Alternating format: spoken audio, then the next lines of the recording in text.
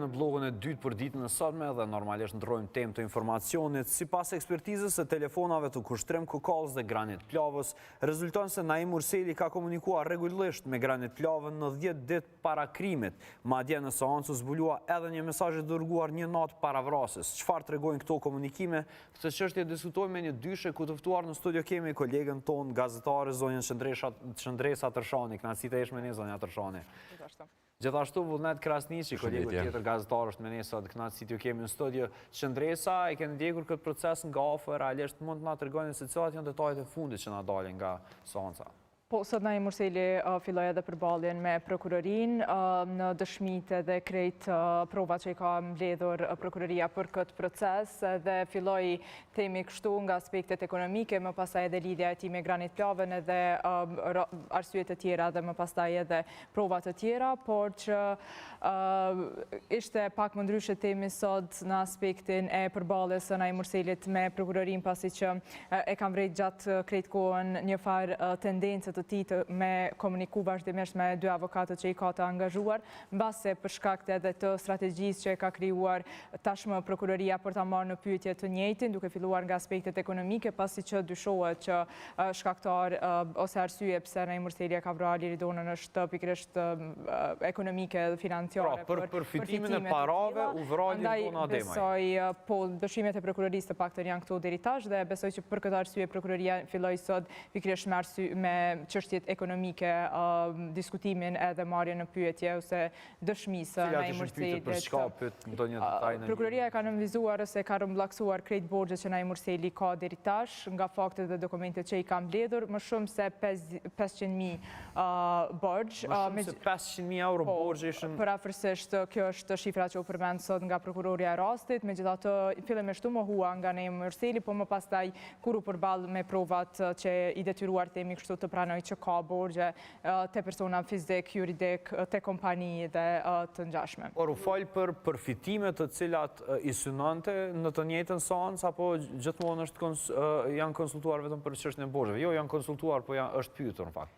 Jo, fillimisht është pyetur veç për pjesën e borxheve, sepse lidhet shkak pasojë të themi kështu që dyshohet që shkaku ka qenë përfitimi i tij financiar nga sigurimi i Liridonës, andaj është pyetur për borxhet që dyshohet me të cilat mbase ka pasur për t'i shlyer ose të ngjashme, megjithatë janë këto dyshimet e prokurorisë deri tash. Por pjesa e dytë që edhe më shumë me lidhjen e tij me Granit Plavën, që e mohoi në tërësi që e ka njohur shumë më parë, ai thotë që është takuar me të vetëm përmes Kushtrim Kokallës, nuk ka pasur kontakte të drejtë për drejta, nuk e njeh prej 6-7 vjet çush ka deklaruar Granit Plava. Këto megjithatë u përballën krejt. Arritet të dëshmojë kundërta? Po, pikërisht se prokuroria i paraqite komunikimet e tyre që i kanë pasur, sidomos 10 ditë të fundit. Prokuroria thotë që këta kanë komunikuar në baza ditore vazhdimisht, bile edhe mesazhi që themi kështu vula e këtij komunikimi një natë para natës kritike, pra me datën 28 nëntor 2023. Cila ishte përmbajtja e këtij mesazhi të fundit? Ishte shok, me siguri kryet nesër. Po, kryet nesër. Ky ishte tamam citimi i prokurorës Qeberi për mesazhin që është dërguar. Kemi në fakt dy situata të reja, për shkak të balanit televiziv dua të dal pak tek Vullneti, është një email shumë gjas Naim Urseli ka dërguar për një takim me tuesit dhe duam ta dim se si është e mundur pra që një email të tillë pas ka arritur ta shkruaj nga Burgo, se ka bërë këtë avokati. Shumë pikë pyetje mbi deklarimet e sotme të Naim Urselit, ç'është edhe kam thënë më herët, Naim Urseli tashmë është në atë fazën e tij kur ai do të tentojë çdo histori ta sjell tek publiku për me mujt me largu vëmendjen ose me kriju konfuzion.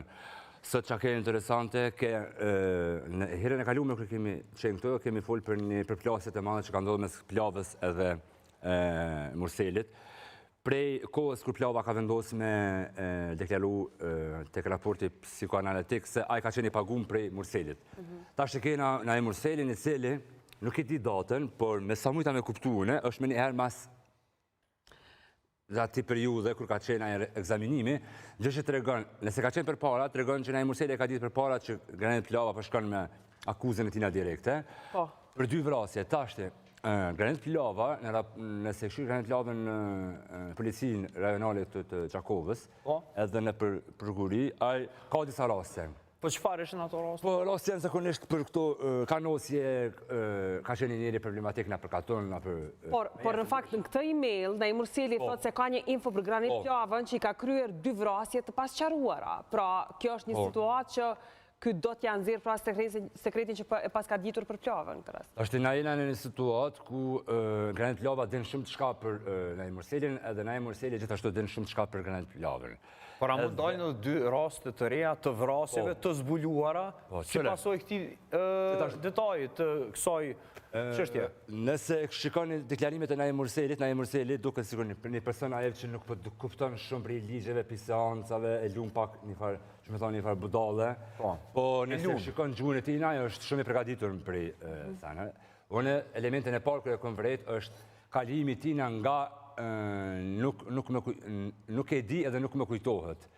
Në aspektin ligjor, kur i akuzumi kalon tek nuk më kujtohet, nuk e mohon ekzistimin e provës, por e diskuton se çet në pikpyetje nëse përmbajtja e saj na ka qenë ashtu apo jo. Sepse tek mesazhi 28 nëntorit vjen shumë shprehje kjo, sepse është dekoduar shumë nesër kryhet gjithçka. Domethënë se cila fjali atë është nesër i bjen koha kur përshtatet me 29 nëntorin vrasjen, përfundon i bie kryet vrasja, kuqa e zbulojmë nofkën e re të kushtrim kokallës që të na nuk e kishim ditë, nuk e dija këtë. Kuqa, sepse thotë a fole me kuqën për para dite. Po, edhe sot pikërisht e mesazhe nuk thotë që nuk ekziston, nuk është ai komunikim. Ndryshe prej email-it. Nuk kujtohet. Po, jo, thotë edhe te email-et thotë njëjtën sa. Thotë përkthimi është gabim, edhe prokuroria thotë është në mënyrën e përkthimit nga serbishtja në shqip, apo ku është problemi, i përkthehet prap është njësoj. Nuk thotë që është nuk ekziston ai mesazh, nuk e kam dërguar ose nuk ekziston si provë të paktën, por thotë përkthimi është gabim. Domethënë, por tek emaili thotë se ka dërguar. Thotë më kanë ardhur vetë hetuesia pa prezencën e avokatit. Nuk më kujtohet, përsëri e përdor termin nuk më kujtohet. Sepse kur e prezanton prokuroria me faktin që shëri emaila ku ka ardhur, edhe pse përsëri duhet me sqaru problemin e idenë e emailës. Emaila thot ka ardhur prej Naim Murselit. Naim Murseli thot ka kërkuar përmes emailit për me u taku me një hetues. Prokuroria pas sqaru që prej kujt ka ardhur emaili, që shka mujt Naim Murseli me shkruaj email për Burgut, a ka autorizuar ndonjë avokat për me shkruar atë email, nëse ka autorizuar avokatin, pse avokati nuk ka sqaruar që është shkruar në emën të Naim Murselit. Edhe qysh prokuroria pranon me autorizu një hetues me shku me taku Naim Murselin pa i verifikuar çdo çështje. Unë tash po du me besu që entuziazmin i prokurorisë për me nxjerrë sa më shumë informata e ka shty me drejt i autorizimi. Po për pastaj kjo mund na dërgoj gjithka kështu realisht. Sepse Naim Murseli sot tha, unë mund ka ardhur hetuesi pa e ditën e çka çysh tek pa avokat, domethënë përsëri dul në rolin e viktimës.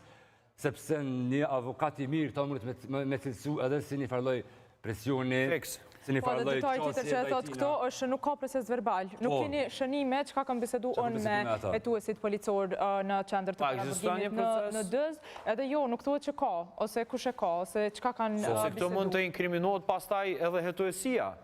Nga Naim Murseli. Ideja është na duhet me ditë, ose me siguri prokuroria duhet me ditë se çka ka fol hetuesi, sepse që në ndodhë, janë çështje shumë teknike. Kur ndodhë autorizimi për me shku një hetues me intervistu dikën, ai hetuesi do të me raportu, do të me sjellë një raport që ka ndodhë për ati, se nuk më do të me shku, po nuk ishte me folë. A ka ndodhë ky raport më pas? Nuk Prokuroria citon një dokument, diçka që shkruhet në këto raporte të hetuesisë, por në momentin kur thot Naim Murseli që për atë nuk ka, për ata kem nuk ka proces verbal, nuk ka as mbrojtja, nuk e keni as jo, nuk është kundërshtohet edhe nuk i vendoset me dokument si në raste të tjera çka nëse ka ndodhur një takim mes Murselit, pra dhe këtë rast qoftë inspektoriatit, hetuesit apo kujdo qoftë dhe nuk është dëshmuar, nuk është evidentuar asnjëherë. Kemi një situatë që me të vërtetë më rënë, e para pra që po ngritet këto si është e mundur që ai ka quar email nga Burgu dhe e dyta ka ndodhur takimi s'është regjistruar askund. Veç nuk mund të përdoret asgjë si provë, domethënë as emaili, as komunikime, as mesazhe, nëse nuk ka çysh të faktohet para pra informacioni se Plova ka kryer 2 vrasje, po veç nuk mund të ekzistojë. Mund të hetohet më pastaj në procedurë të ndarë ose në procese krejt të tjera, megjithatë nuk mund të bëhet. Por apo i ndihmon dikush nga Burgu pra? Kjo është çështja. A është duke i ndihmuar dikush Naim Murselit nga brenda? Nëse E di, je në të kufizuar për të më përgjigje. Kemi informacionin ndoshta, po për shkak edhe të rujtjes së burimeve kështu, nuk Pra nuk është po e mohon shumë e drejsa dhe rrugës kuptoj për shkak të profesionalizmit të vullnet, ti me që se je më larg raportimit nga vend, po e bën raportin nga gjykata, po e analizoj më Vështrimin shumë. tënd, pra, një proces verbal që mungon dhe një email e dërguar, mendoni se ka të inkriminuar tjerë në lidhje me këtë çështje? Emaila nga brenda? Këtë është dërgu me siguri do të me usharu dhe ka me usharu, nuk besoj që prokuroria ka sjell si në diskutim pa e pas një backup plan. Po, a diqysh, prej momentit kër i kom po, unë e për herë të parë, e kam diskutu një herë, ka ndodhë një diçka që nuk ka ndodhë kërë në gjykimin e Naim Murselit. 2 persona kanë shku e kanë taku. 2 persona kanë taku? Ka qenë një situatë kërë është taku me pas disa viteve, dhe më kërë ka ndodhë një refuzim totalisht, i krejtë rejtët të tina me taku. Babai e ka takuar? Po, edhe babai e ka takuar, me letë të Babai po shpresoj që nuk është në farë diskutim, me Se kështë refuzuar të tjerë. Po, ama të tjerët, ata 2 personat e tjerë. Do më thënë, për që mund të me ndryshu rejthi apo njerëzve që në e Murselin mund të pas tash bashkëpunëtore, se unë nuk e heki jashtë, nuk më me thonë që kategorikisht që nuk ka bashkëpunëtor për shkak që a i kalon shumë njerëz jashtë edhe për shkak të një aftësit e tina të ma hershme për me manipulu njerëzit. Që ta kjartësojmë që të çështjen sepse lidhen edhe 2 vrasje të tjera. Edhe një Kalashnikov ka thënë e ka. Kjo email, Kalashnikov është edhe në shkresat e lëndës edhe në të dëshmia e Granit Plavës në akt akuz, pasi që ai përmend që Naim Murseli ka sugjeruar që me Kalashnikov pikërisht ta kryej vrasje, megjithatë ai ka refuzuar edhe për shkak të rrethonave dhe arsyeve të tjera. Po kjo çështja këtyre kësaj email që s'mund të përdoret ku flitet edhe për 2 vrasje tjera. Mund duket pak e dyshim, duket sikur një farë forme mbrojtjes së Granit Plavës në këtë rast për 2 vepra penale të kryera paraprakisht të pasbuluara. Po, qërë kjo vetëm mundet me ja rëndu, nëse zbulohen, mundet me ja rëndu Granit Plavës vendimin për ma shumë vite burg, por kjo nuk ka në farë ndikimi kur gjë. Po mujnë në zbarë 2 raste të treja. A di që ka përmënojt me bëhë këto Naim Murseli? Me qenë se aje ka thonë që unë jam pagu për këta, aje përmënojt me prezentu Granit Plavën si një vrasjes më pages i zyrtar. Po, unë këtë dëshoj që unë këtë pëshoj që ajo është hi edhe në lojë kundër vetës. Për shkak që nëse të nëtanë me paraqit Granit Plavën si një ekzekutus me pages, a i veç edhe shtonë ma shumë prova për prokurin që kërë ka marrë dikant profi. Do më thënë, unë këtu paka shumë pëshoj që Naim Murseli ka fillu me hi në një farë. Megjithatë është një rrugë goxha e sigurt që është të ndjek, se Naim Murseli mundet me dëshmu edhe para gjykatës që nuk ja ka dhënë asnjë cent Granit Plavës, të paktën derisa është kryer vrasja. Rrjedhimisht kur nuk e ka pagu personin për me kryer çat vrasje, sipas pretendimeve të prokurorisë. Po pikërisht për ta për çfarë se nëse tash e vendosë ata me bë vrasjes me pagesës e vrasjes profesional, Skorencia e ka joporët është që e ka gjithi ajo është kontakti, ajo është personi. Po, dhe më thonë, bjen poshtë teoria që ajo nuk e ka ditë kur gjo për Granit Plavën, nuk e ka në gjoftë, nuk ka pas komunikim. Pretendimet e ti të më hershme. Fiks.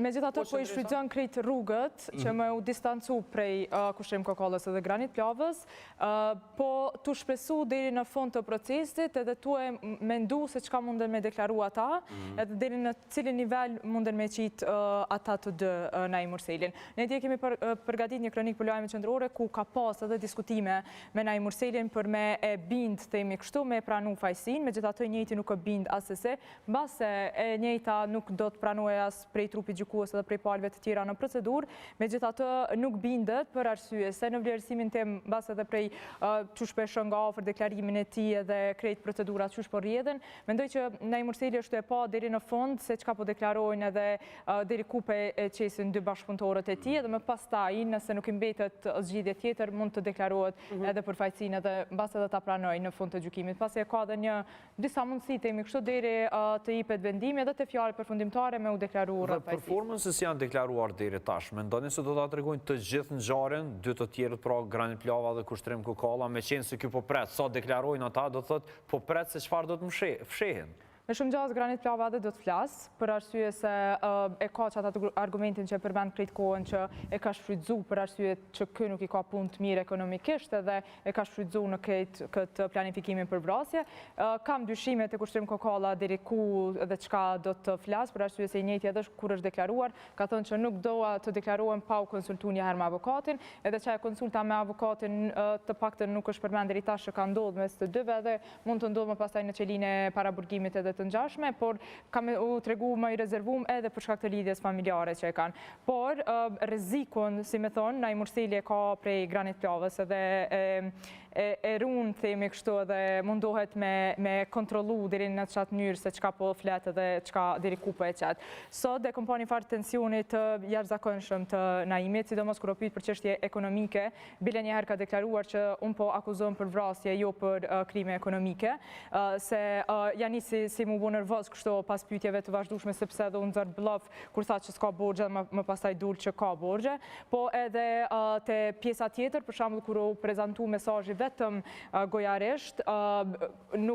prokuroria për fat keq nuk që shumë e përgatitur në base qëto se ka në seancë pa prova, pra fizikisht, pa mesazhe të printuara, edhe që pikërisht kjo është momenti kur me shumë gjas, avokatja e tij po ja tregon provat qysh janë të shkruara dhe çka ka prokuroria, tamam mesazhin e tij dhe komunikimin që ka pas kë me Granit Plavën. Edhe është tepër shumë kurioz me thonë kështu me pa dosje, me këqyr çka ka, si po zhvillohet, çka po gabon prokuroria, çka po gabojnë të tjerët, i din edhe termet themi kështu të proceseve, proces verbale, deklarime, nuk është krejt një njëri i jashtëm. Pra e tradhtoi vetja, ajo qetësia që mundohet ta paraqitet deri tani, e tradhton vetja në këto pyetje që na e shpjegoi Qendresa që ka Për mendimin parë. tani ekziston një arsye shumë e thjeshtë pse ky nuk e pranon fajsin.